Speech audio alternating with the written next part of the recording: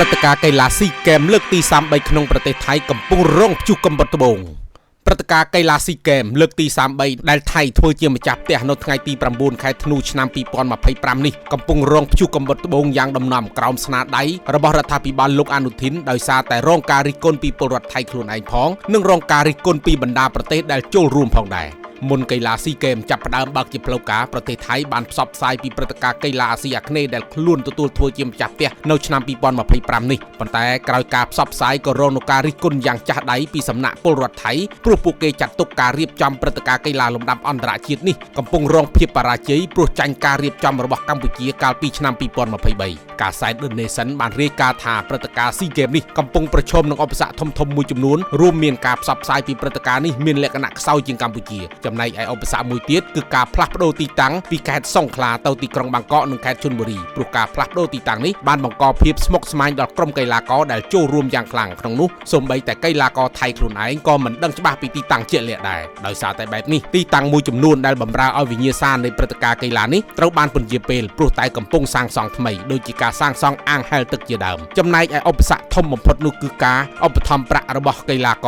រត្រូវបានកាត់បន្ថយខណៈការទូទាត់ប្រាក់ទាំងនោះក៏ត្រូវបានពន្យាពេលថែមទៀតដែលជាហេតុនាំឲ្យកីឡាករនីវាយសីលំដាប់អន្តរជាតិរបស់ថៃផនផាវីឈូឈូវងសម្រេចដកខ្លួនមិនចូលរួមក្នុងព្រឹត្តិការណ៍នេះប៉ុន្តែនាងត្រូវបានបញ្ចុះបញ្ចូលឲ្យចូលរួមវិញដោយសារតែឧបសគ្គទាំងនេះកីឡាអាស៊ីអាគ្នេយ៍ដែលថៃបានរងចាំអស់រយៈពេល18ឆ្នាំមកនេះត្រូវគេមើលឃើញថាជាព្រឹត្តិការណ៍អន្តរជាតិដែលស្ងប់ស្ងាត់បំផុតនិងបង្ហាញពីភាពបរាជ័យយ៉ាងធ្ងន់ធ្ងររបស់ថៃក្រៅពីឧបសគ្គទាំងនេះថៃក៏រងនឹងការរិះគន់ជាច្រើនទៀតដែរដូចជាការលួចចម្លងស្នាដៃកំហុសបច្ចេកទេសនិងការដោះសារទម្លាក់កំហុសលើកម្ពុជានៅពេលដែលមានការប្រៀបធៀបព្រឹត្តិការណ៍កីឡាស៊ីហ្គេមនេះជាមួយនឹងព្រឹត្តិការណ៍ស៊ីហ្គេមឆ្នាំ2023ជាដើមទី1ការលួចចម្លងស្នាដៃថៃបានលួចច្នៃផ្ទាំងផ្សព្វផ្សាយរូបភាពឬ poster របស់ក្លឹប Bundesliga ក្នុងប្រទេសអាល្លឺម៉ង់ដែលក្រុមបាល់ទាត់ FC Augsburg រចនាឡើងដើម្បីបង្ហាញពីការរត់គាំទ្រកីឡាករបាល់ទាត់ Augsburg ថៃបានប្រើបច្ចេកវិទ្យាបញ្ញាសិប្បនិម្មិត AI កែច្នៃផ្ទាំងរូបភាពនេះដោយការបន្ថែមបន្ថយប្លែកខ្លះសម្រាប់ធ្វើជាផ្ទាំងផ្សព្វផ្សាយកម្មវិធីរត់និម្មិតក្នុងព្រឹត្តិការណ៍ស៊ីហ្គេមលើកទី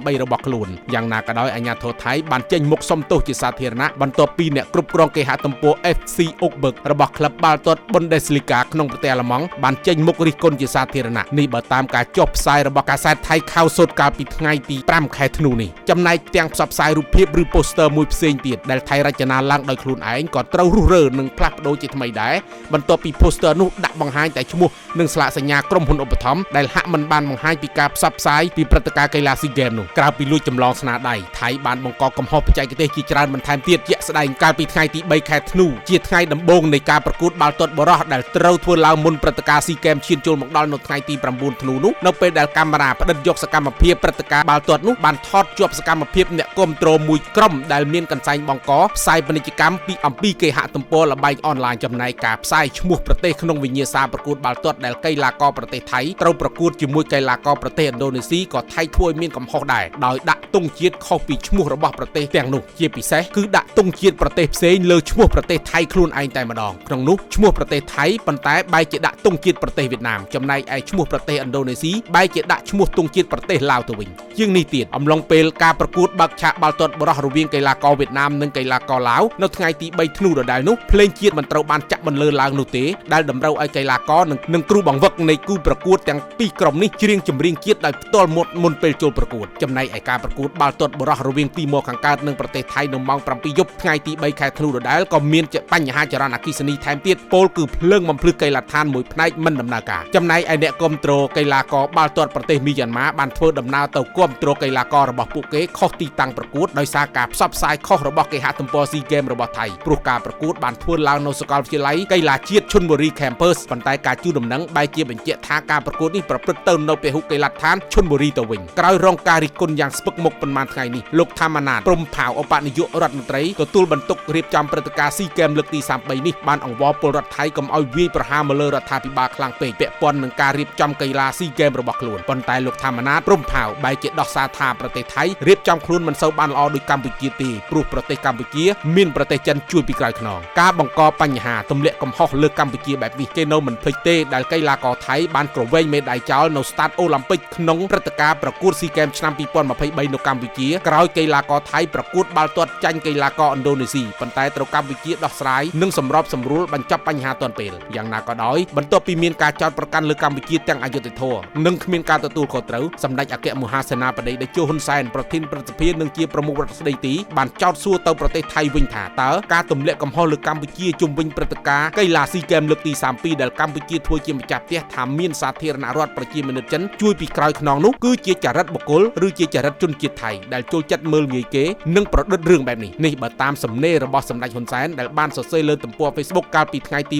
6ធ្នូនេះសម្ដេចហ៊ុនសែនមានប្រសាសន៍ថាលោកពិតជាមិនហ៊ានប្រៀបធៀបកម្ពុជាជាមួយប្រទេសផ្សេងឡើយព្រោះប្រទេសនីមួយៗមានរបៀបចាត់ចែងកិច្ចការងាររៀងៗខ្លួននិងកាន់តែមិនហ៊ានប្រៀបធៀបជាមួយប្រទេសថៃថែមទៀតដែលមានមនុស្សមួយចំនួនចេញមកតាំងខ្លួនថាជាប្រទេសអ្នកមានប្រមាថមើលងាយកម្ពុជាថាជាប្រទេសអ្នកក្រដែលមានអ្នកសុំទានពាក់កណ្ដាលប្រទេសនោះសម្ដេចបញ្ជាក់ថាការចំណាយសម្រាប់ការប្រកួតកីឡាស៊ីហ្គេមឆ្នាំ2023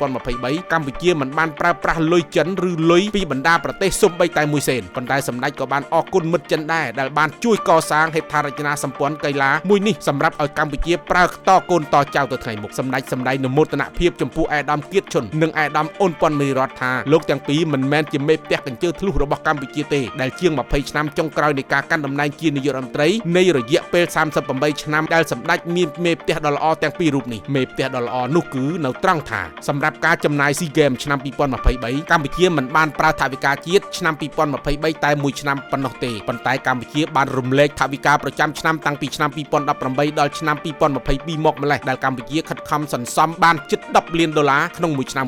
និងគិតជាសរុបមានចំនួនរហូតដល់ជិត$50 លានឯណោះដោយឡែកថវិកាឆ្នាំ2023កម្ពុជាបានគ្រោងក្នុងច្បាប់ថវិកាចំនួន$150 លានអាមេរិកទៀតសរុបគឺកម្ពុជាមានថវិកាជិត$200 លានអាមេរិកសម្រាប់ដំណើរការព្រឹត្តិការណ៍កីឡាស៊ីហ្គេមនាពេលនោះប៉ុន្តែកម្ពុជាចំណាយត្រឹមតែ$118 លានប៉ុណ្ណោះដោយគិតទាំងការចំណាយជំនួសកីឡាករបរទេសទាំងក្នុងការស្នាក់នៅនិងការហូបចុកផងដែរសម្ដេចមានប្រសាសន៍ថាការមិនឲ្យកីឡាករបរទេសជាមិត្តបង់ប្រាក់តាមទម្លាប់គឺកម្ពុជាជាអ្នកធ្វើមុនដែលជាការសម្រេចចិត្តរបស់សម្ដេចផ្ទាល់ក្នុងគោលបំណងពង្រឹងសាមគ្គីភាពក្នុងអាស៊ានតាមរយៈវិស័យកីឡាអន្តរជាតិមួយនេះសម្ដេចគូបញ្ជាក់ថាពិតមែនតែកម្ពុជាជាប្រទេសក្រទ្រព្យក្រលុយប៉ុន្តែកម្ពុជាមិនក្រចិត្តនោះទេព្រោះព្រឹត្តិការណ៍កីឡាស៊ីហ្គេមទាំងមូលកម្ពុជាបានចំណាយទឹកប្រាក់សរុប$130 លានអាមេរិកក្នុងនោះកម្ពុជាក៏បានចិញ្ចឹមកីឡាករជាមិត្តអស់ប្រហែល$12 លានអាមេរិកផងដែរបូករួមទាំងប្រាក់រង្វាន់សម្រាប់កីឡាករកម្ពុជាដែលទទួលបានមេដាយគ្រប់កម្រិតថែមទៀតសម្ដេចគូបញ្ជាក់ថាសម្រាប់កម្ពុជាអាចខុសពីថៃនៅត្រង់ថាតាំងពីចាប់ផ្ដើមរៀបចំកសាងរហូតដល់ការប្រកួតនិងការប្រកួតចប់រយៈពេលប្រមាណជាង6ឆ្នាំកម្ពុជាមិនដែលស្ដីបន្ទោសគ្នាឬស្រែកថាខ្វះលុយ